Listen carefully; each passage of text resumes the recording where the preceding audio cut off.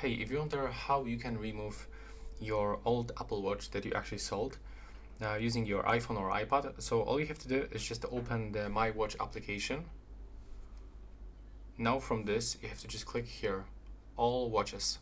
At the top, in the left bottom corner, in the left upper corner actually.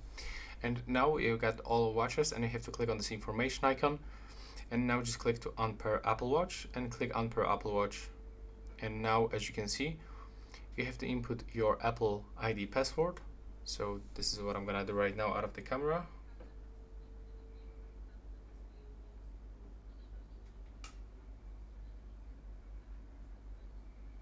And you have to click Unpair.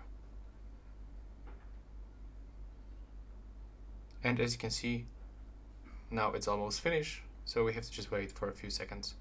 And that's how we can do this right now. Please subscribe to my channel and see you in the next one.